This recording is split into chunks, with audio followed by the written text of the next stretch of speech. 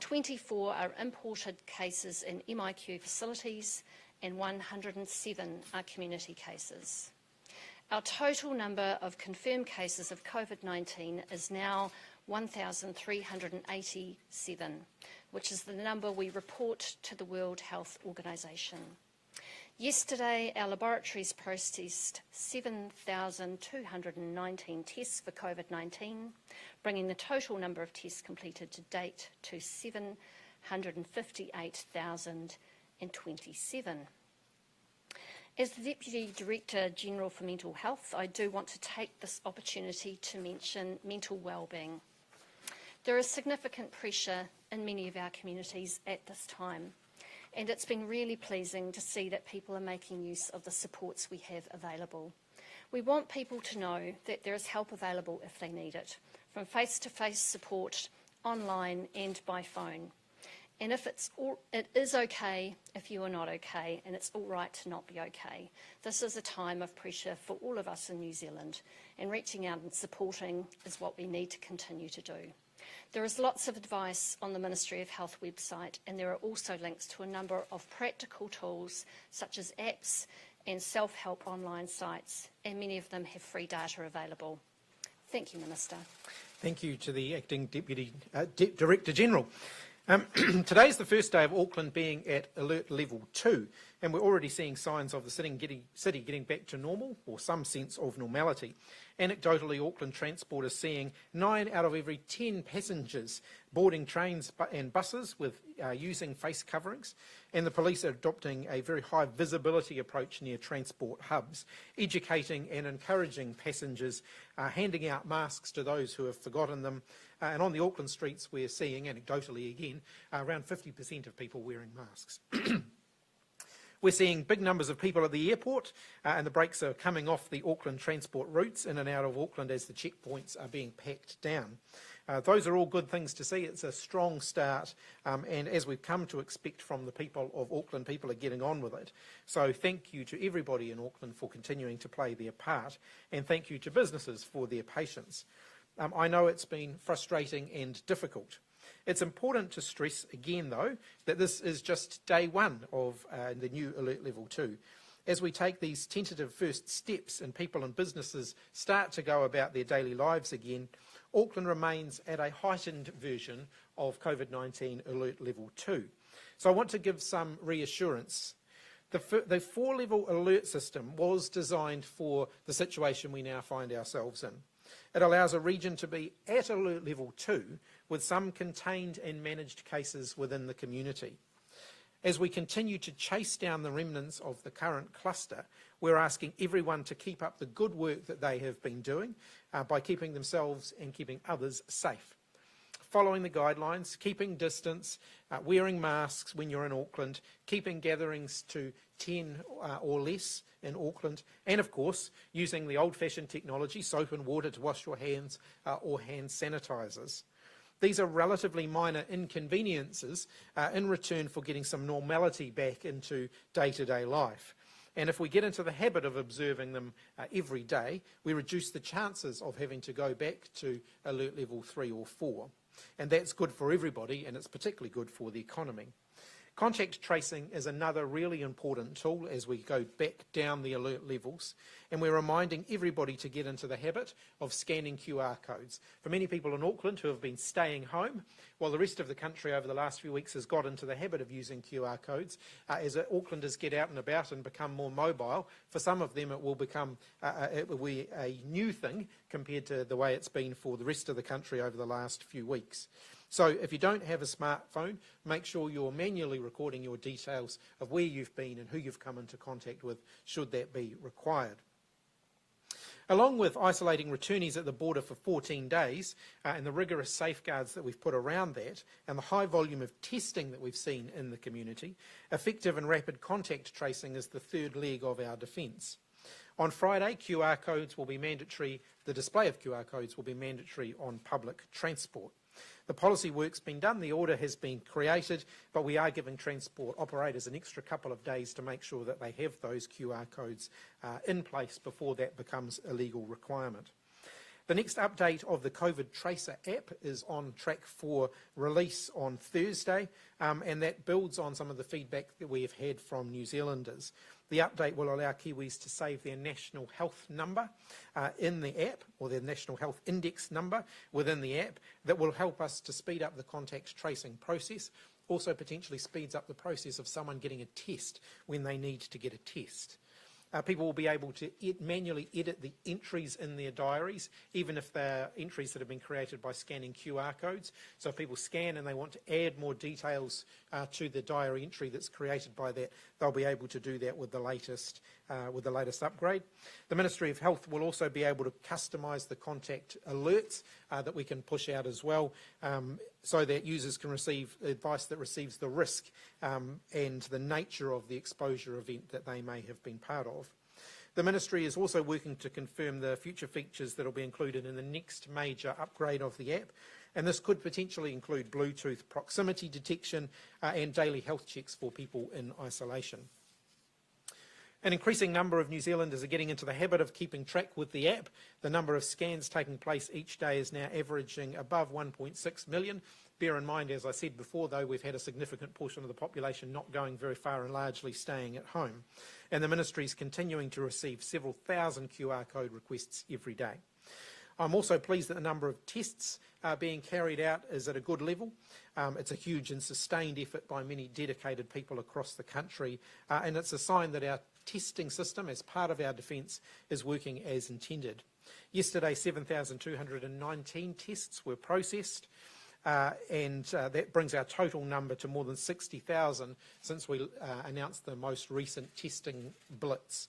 We do expect to see the numbers drop off a little bit over the weekends. That tends to have been our past experience. We're continuing to encourage more people to get tested because it helps to identify cases quickly, it stops COVID-19 spreading, and it keeps everybody safe. This applies particularly for people who have developed symptoms consistent with COVID-19, those who are connected to a COVID-19 case or to the sites where there have been cases, or if you've been in contact with somebody else who has been a contact of a case. If you're in one of these groups, please call Healthline or your doctor or visit a testing station in order to get a test. The tests are free. They should be easy to access for everybody, with more than 1,100 testing sites now available throughout the country, including most GP practices. And with that, happy to take questions. Can people trust what they read on the Ministry of Health website? Yes, I believe they can. Sorry. There was incorrect information left up on there for 3 days. Are you talking about the issue that arose yesterday around who should be tested and the communications around who should be tested? Look, I think that there were some issues that were lost in translation there. The Prime Minister canvassed those well yesterday when she stood here yesterday. I'm confident that they've been addressed and that there's been some reflection on how that came to be in the first place to ensure that those sorts of misunderstandings don't happen again. Any misunderstanding? What was lost in translation? What was the directive, and then why was it published the way that it was? I think what happened was a relatively long set of guidance around, who should be tested was then translated into a couple of sentences, which got put into a social media ad. Not even a couple of sentences. And I think that a lot of work has gone into reflecting on how that communication could have been clearer. I'm confident that everybody involved has learned the right lesson from that, and that will be tightened up. On schools, are you concerned that some parents aren't sending their kids to school because they're worried about COVID-19? And perhaps what's your message to them? Look, I do understand the anxiety there. We saw this after the first lockdown when we first stepped down to level 2. It took a while for those attendance numbers for schools and early childhood centres to increase again. So while I understand the anxiety, my message to parents is it is safe to send your kids back to school. Schools are doing the extra things that we need them to do in order to keep kids safe. And we do want to see kids back at school because it's important for their futures that they're engaging in their education. Okay for kids to stay home though if their parents are worried? No, it's not. Well, like I said, I understand parents' anxiety, but our message very clearly to them is do get your kids back to school. Their futures depend on this. They've had a lot of time out of school already this year, and we don't want them having any time out of school that they don't need to be out of school, so please do get your kids back. Fair for NCEA students to be expected to sit exams now, considering they've spent so long out of school? So we have already made some changes around NCEA for this year, including putting in place some extra measures to support those students who might be a few credits short, and I announced those after the first lockdown. We also pushed out the date for portfolio submissions for those subjects that where students need to submit portfolios to give them that little bit of extra time. And I'm in conversations with the Ministry of Education and with schools about what extra support that group of students, particularly the students who might be leaving this year, may need to make sure they can complete their NCEA. One of the things we're working through at the moment is Te Kura, the correspondence school, have been offering for the last couple of years a summer school for those students who perhaps are just a few credits short and need to do a bit of catch-up learning over the summer. And we're looking at whether we can make that more widely available to those students who might need to do a little bit of extra catch-up for the NCEA. When did you first learn about this issue around the miscommunication in terms of the testing? Yesterday morning, sometime yesterday morning. Same time as the Prime Minister found out? Almost certainly, yeah. Proactively correct the record. I didn't find out about it until after the radio interview that I'd done, if that's what you were talking about. Just following up on that, I mean, the misinformation seems to be much further or much wider than just a Facebook post. It was on the website, as Gina pointed out. We understand Healthline staff were giving out incorrect information. How did it happen? Look, I think one of the things that health officials were grappling with here is that we do want to send the message out there that it's not only people who are symptomatic in those communities who may be asked to be tested. There's been a bit of pushback from people saying, well, if I'm not showing symptoms, and actually from some of the health practitioners, GPs and others, saying if people aren't showing symptoms, should they get a test? I think what the health team were trying to do is make sure that it's clear that if you're asked to get a test, even if you're not showing symptoms, you're being asked for a reason, because of the community you live in, because of the fact that we are doing surveillance there to make sure that we have absolutely picked up all of the cases around the edges of the cluster. I think it's clear that some of those communications could have been clearer, and I'm absolutely confident that those are being very, really tightened up now. Driven by a desire to get those testing numbers up to meet the targets? No, I don't think so. I mean, I think that clearly the message around asymptomatic testing is one that we've canvassed quite a bit, and the fact that we're in, and it does change, at different waves. So we had a big wave of testing in the beginning, and we saw asymptomatic people queuing up to get tested. That meant that symptomatic people weren't at the front of the queue. As we come out of the other side of the cluster, as we start to get, we're confident that we have that more contained, we actually do want to see the asymptomatic testing coming up again in some of those areas. That doesn't mean everybody getting a test, though, and I think that perhaps wasn't as clear as it should have been. So where did it go wrong? Where does the buck stop? Oh, look, the buck ultimately stops with the government, and I clearly accept responsibility for that, as does the Prime Minister. I do want to point out, though, neither of us saw these communications before they went out. I think, as the Prime Minister indicated yesterday, there is some sensitivity around paid advertising at the moment because we're in the regulated period, and I think that meant that officials didn't run the wording of those advertisements past us in the way that they might have done previously. And our feedback to them has been that they should continue to do that. These are not political advertisements, these are factual advertisements. We want to see them before they're going out. That last set of eyes sometimes spots things that everybody else in the chain might not have spotted. Though, isn't there? Because you found out yesterday morning, but it wasn't, the Prime Minister didn't proactively try and correct the record when she stood at the podium yesterday, and you did, and there wasn't, I don't think the website came down until that afternoon. So there's some kind of disconnect, isn't there, between the officials and the government and how you're correcting that. And also I think the Prime Minister was slightly disingenuous yesterday when she was saying that it was just a headline. It wasn't, it was far more than that, and it wasn't just on Twitter either. Yeah, look, I don't accept that. I think the Prime Minister spoke very openly about that when she stood here yesterday. I wasn't here, obviously, but I did watch it on TV. Yeah. Ever a directive from Cabinet or from yourself to the Ministry or any sort of plan to have a testing regime in South Auckland and West Auckland where everybody was tested? No. That message went out yesterday. Were you surprised that there were only 7,200 people being tested? Did you expect that number to go up, given that morning a lot of West and South Aucklanders went and got tested? So the feedback that I've had this morning, obviously based on, I always ask questions about the testing results from the day prior, is that there was a bit of a flurry activity around a couple of testing sites in the morning, and that had faded away by the afternoon, and therefore any additional pressure at those testing sites was relatively short-lived.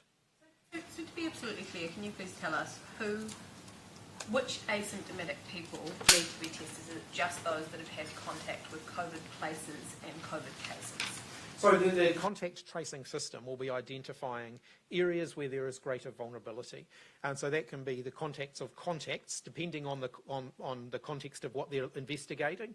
And so they'll be getting in touch with people and asking them to do extra tests. If there are people in those communities who are a bit more concerned and want to get a test, they should not be denied a test. But we are not saying to all of South and West Auckland that they all have to get a test. What about countrywide? What asymptomatic testing should be happening countrywide? Partly that depends on what needs to be done to make sure we're balancing and getting the right number of surveillance tests. So what we do know is that we have a relatively low rate of influenza this winter, and that's partly because we have administered more flu jabs than ever before, and also because people stayed at home for a long period of time, and that meant that we're seeing fewer people with flu-like symptoms presenting for testing. At the moment, I haven't seen any evidence that we're struggling to maintain our surveillance testing levels across the rest of the country. But if in the future we saw those numbers dropping away again, then we may be asking, depending on the context, depending on what the risk profile of the whole country was telling us, we may ask more asymptomatic people to get tested for the purposes of just maintaining our surveillance. But at the moment, we're not in that position. I understand how confusing that is for both people that want to be tested and the people doing the tests. Look, the issue is, in a situation like this, yes, the testing priorities will change depending on where we're at in the cycle. So at the beginning of a lockdown period, where we were trying to make sure that we fully identified the scope of the cluster, our focus is there on symptomatic people and on the contacts that we're asking to be tested. Asymptomatic people with no known association aren't the priority because the risk is still reasonably low. But as we get through that bulk of testing, and we want to keep our testing numbers up as we ease into lower levels of restrictions across the community, then there'll be grounds for more asymptomatic testing in that kind of environment. So yes, I do understand that people sometimes struggle to keep up with that. That's the nature of what we're dealing with, though. The situation does change based on what each day's investigations are telling us. School church cluster, are you able to give us an update as to whether you've managed to link that back to the original cluster? And also from that cluster, we've had reports that the church was meeting for prayer meetings during the lockdown period. Can you speak to that? So the contact tracing teams are investigating all of those claims, and I don't have anything to say on the potential meetings that may have happened during the lockdown at this point. In terms of a likely link, there are we know through the genomic sequencing that they are linked, but in terms of the epidemiological link, there's still some further investigation happening there. There are some potential scenarios that they're working their way through, but obviously I don't want to identify the particular people where they may think that might have happened, but they've got a few leads that they're working their way through. On those imported cases today, 3 of those from the same flight on the 22nd of August, is that the same flight as the 7 cases, the Air India flight on the 22nd of August? Have we got 10 cases from one flight? I can go back and check that, but if you look at the information about those particular cases, and the Acting Director General may have them, you'll see that these people were retested again after receiving negative day 3 tests because they were known contacts of people who had otherwise tested positive. So that could well mean that they were on the same flight. I don't know whether you have that information. I don't have that information to hand, but we but can get that. It could well be that's the link. So it looks like the number of people moved into MIQ facilities who've tested positive is starting to decline. Has there been a change in policy there, or are you still moving people into MIQ if they're positive? No, we are still moving people into MIQ. Obviously, those numbers fluctuate based on people recovering and so on. And we've seen a flurry of cases over the weekend. Not all of them will have yet moved into MIQ. They have a process that they go through to get people into MIQ. Some people have a few things they have to organise, people look after the pets or whatever. But yes, the policy is still to move people into quarantine when they are testing positive, and to offer the opportunity for their immediate household contacts to join them as well. Minister, on mask wearing, how soon will the educate and engage approach move to penalising people if they start risking public health? Look, like I said, the anecdotal feedback we've had is about 9 out of 10 so far in Auckland today. About 50% of people on the streets are wearing masks as well, which again is a positive sign. I think people are taking this seriously. So, look, we'll keep it under review. At this point, I'm confident that an educated, informed approach is working and that people are taking it seriously. And you case that was reported that wasn't linked to the main cluster, has that been epidemiologically linked since then? And is there genome sequencing ongoing for that case? This is the case over the couple of days ago. Yeah, so the genome sequencing is being done today, so we should have the results of that shortly. And the link hasn't been found in the meantime by us with likely transmission? There is a potential link, but obviously there's a potential epidemiological link, but more investigation is happening there. The threshold for when people say, it's linked, it's quite high. So they run down all of the possibilities and make sure they've got a fairly strong evidence base before they would, say that there's a clear link there. Are more resources being put into contact tracing given their shift into 2.5 in Auckland? Great importance. We have the ability to scale up if we need to.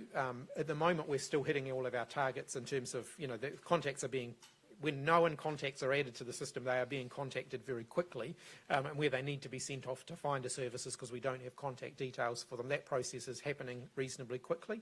If we need to bring more people into that process to keep up with demand, then of course we've got the ability to do that. We've got some reserve already there that could be activated very quickly, and then there's some further reserve that with a bit of notice we could activate that as well. So at the moment the system is operating within the capacity that it has. What sort of numbers in terms of reserve? So at the moment there's about 350 people on call. That can be expanded to 500 reasonably quickly, and as I've indicated before, we could have 1,000 people with a bit of planning and with pulling other people into that process. Are people being sent random test results of other people, and why do you think that's happening? Perhaps both of you. Sorry, I'm not familiar with what the issue there is. Are you suggesting that some people have been sent someone else's test results? Yep. I haven't heard any examples of that. If there are, then obviously we're keen to hear about those just to make sure that we're nailing all of that down properly.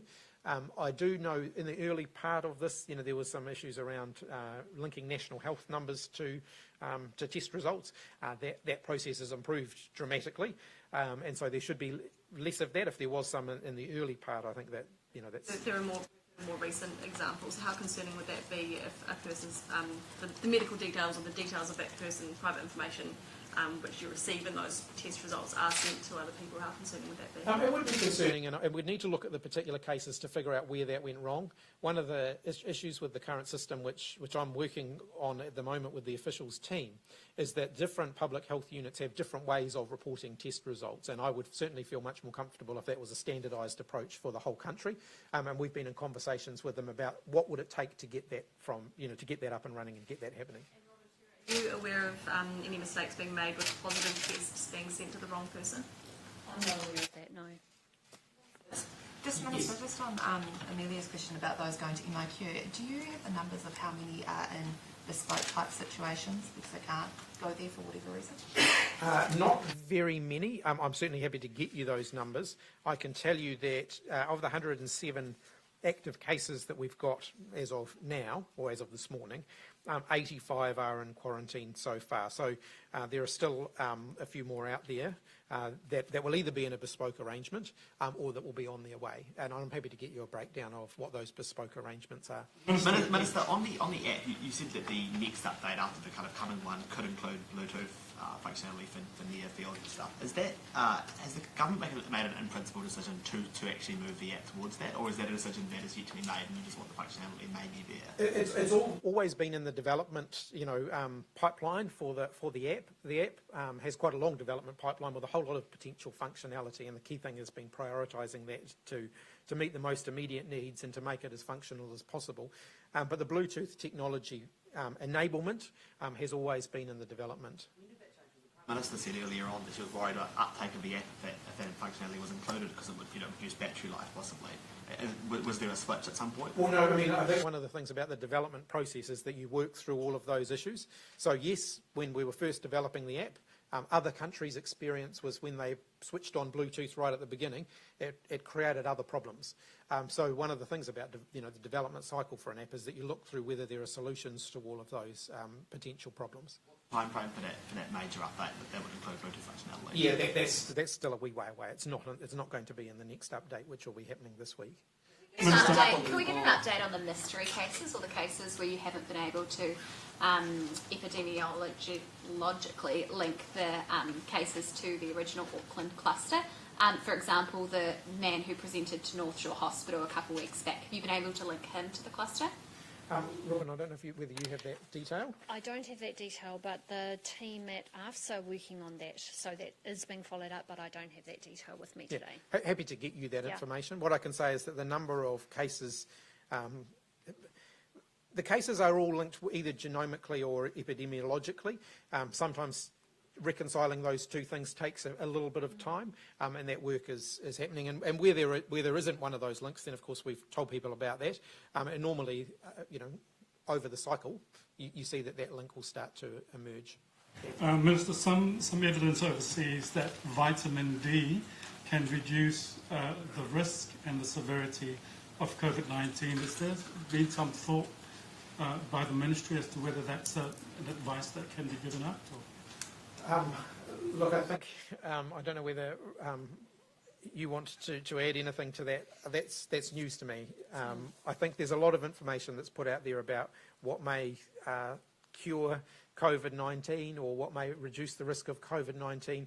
I think the key thing is to rely on the advice of clinicians, and that's not something that the clinicians have been telling us. So our public health team and Ashley, of course, keep in touch with the international evidence around best effect for COVID-19 and what's emerging. So nothing that we know of as yet.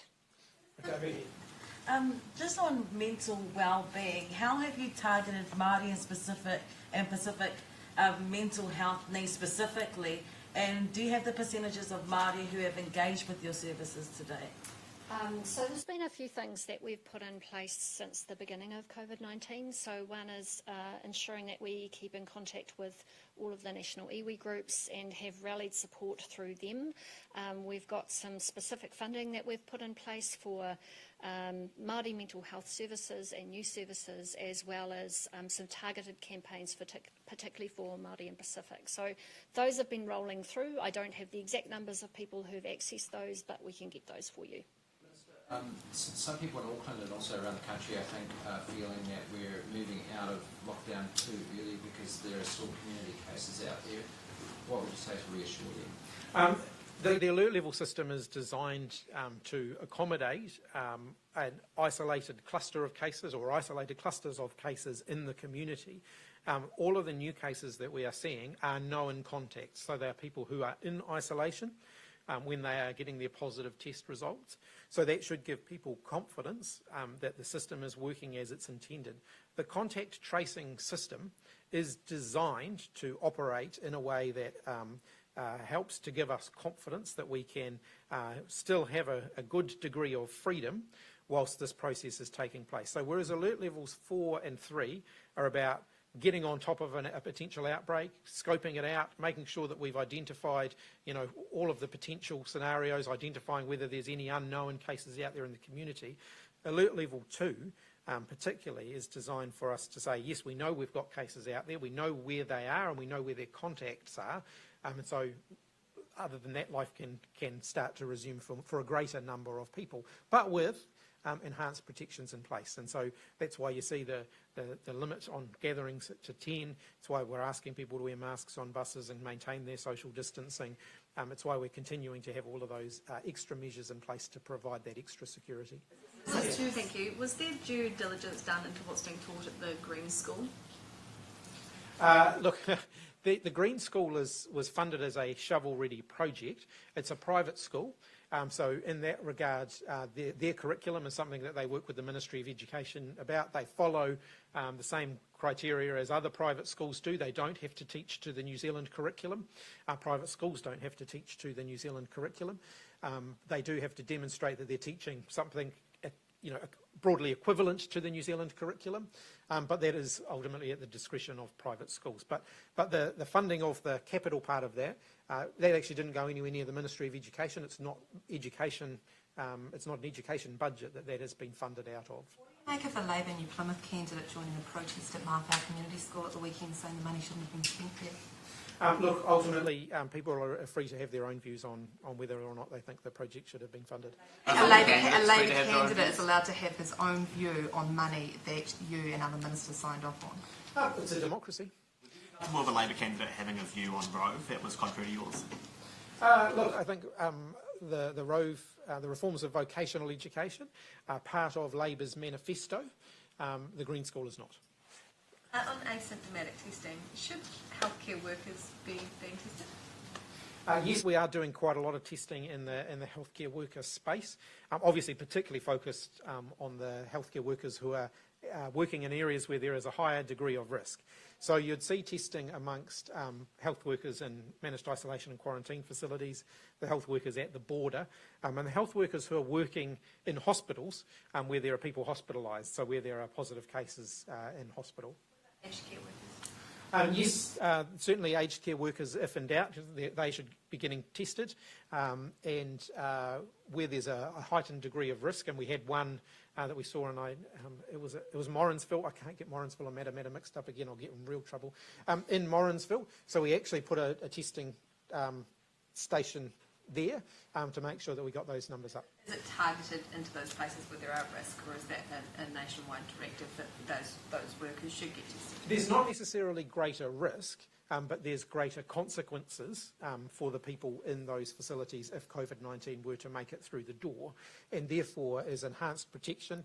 If people working in aged care facilities want to get tested, we'd certainly encourage them to do that. The healthcare workers across the country, Bill. Yes. Minister, here, you and Dr Bloomfield in front of the Health Select Committee. Last week you indicated those responding to COVID need the time to focus on the work. What do you make of it reconvening? Is it warranted? Is it a distraction? Look, I'm always happy to answer questions where I can. There's always a balance between being prepared to answer the questions so that you're informed and actually doing the question answering. We're at alert level 2. And so I think if the Select Committee wants to meet, I've got no problems with the Select Committee meeting, and I'm certainly happy to front up and answer all and any questions that I can.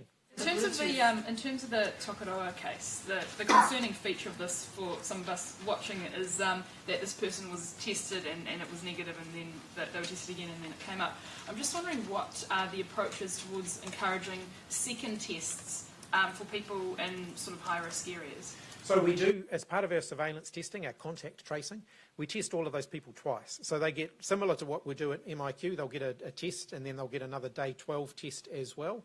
And then, of course, if they start to show symptoms in the meantime, then they'll get a test then as well. So we're keeping in contact with those people after they have had their first test. So even if it was negative, we still keep in contact. If they start showing symptoms, we offer them another test. If they don't, we'd typically give them another test around day 12 as well. And like I said, the vast majority of people are keen to take that because they want to eliminate the possibility of them having COVID-19 for their own peace of mind. What about broader contacts? So not necessarily just the close contacts. Do you have a message to people, say in Tokoroa, it's a small community, to get tested for the second time? If they had a test the first time around, if they're feeling nervous or anxious about it, then of course they could have another test. Generally speaking, if they haven't had an exposure to the people who have been, positive cases, then the risk will be very, very low for them if they're not showing any symptoms. But they can have another test if they are feeling anxious about it and want to do that for their own peace of mind. So do they stay in isolation, however they give a negative test? For the contacts, yes. So the known contacts, yes, they would be isolating for the full 14 days. And so that day 12 test is to give them confidence that, as they're coming to the end of their 14 days, that they haven't been incubating it during that period of time. Data on those tests? Yes, we do. And what's the sort of compliance with that testing regime? I had a feeling someone might ask me that. I get a daily report on that, and I can tell you. So many of them we won't have hit the 14 days yet but we are seeing. I haven't actually got a total number here. So basically, what we do is we go through each of the locations where the people were tested. I've got a column for initial testing and a column for day 12 testing, and what that would show is that the vast majority of people that get the first test are getting the day 12 test where the day 12 has come up, but there's still a few of them where the day 12 won't have come up yet. But the Bluetooth functionality, is that going to be Apple Google protocol, or is that a Hungary thing that the government has put together? I haven't had a report on that yet. That's the next wave of development. The reporting to me has been focused on getting this latest issue sorted for this week.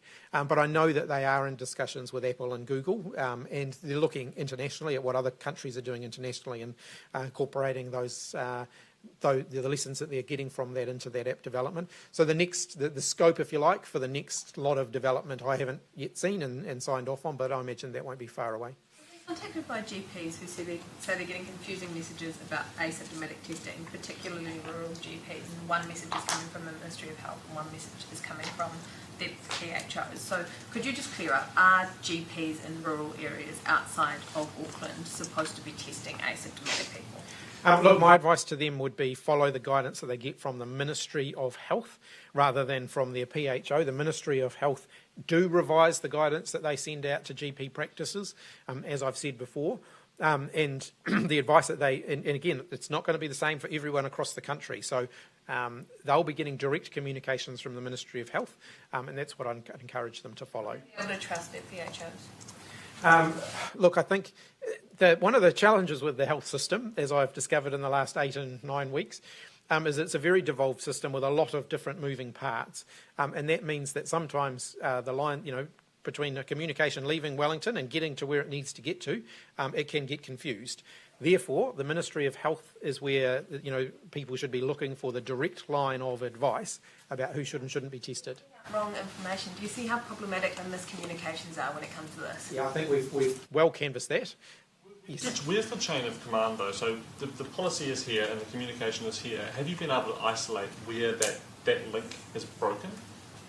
In this most recent case, obviously there's a lot of, I don't think there was any particular malevolent intent by anybody or any particular problem. I think it showed that the overall communication chain needed to be tightened up within the ministry and within the all of government group, and I think that has happened. Anyone suggesting malevolent intent, it just sort of seems that what was actually communicated was just so far from what was actually. And I think that has all now been tightened up in the last 24 hours. But what specific? Who was it, and what specifically were they thinking to get that so wrong? Look, I haven't spent a huge amount of time going into that, other than to make sure that system's been tightened up so that it doesn't happen again.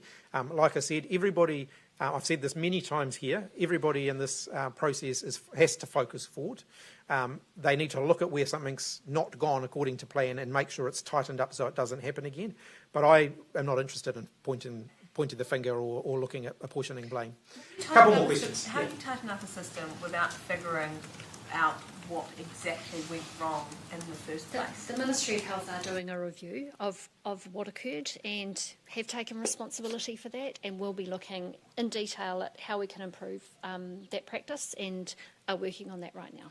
Will you be made public, or will the public know about what went wrong then? I can't answer that question at this point, but I think it relates to what the Minister said. It's around a protocol shift, so ensuring that when we're putting information up onto the website, we've had the right sign-off by the public health clinicians, and then there's a good communication point between the Ministry of Health and the all of government. When you expect to finish that review? How long do you think that review will take? I can't answer that at this point, but what I would say is that we're working on improved protocols right now. What justification would there be for not releasing to the public?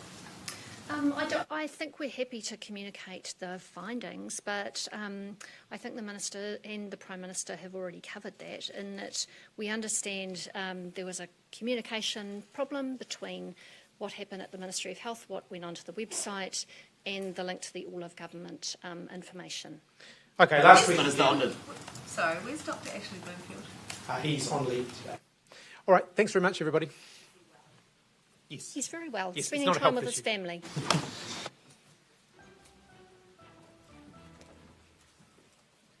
And now featuring Petal Search, your gateway to a million apps.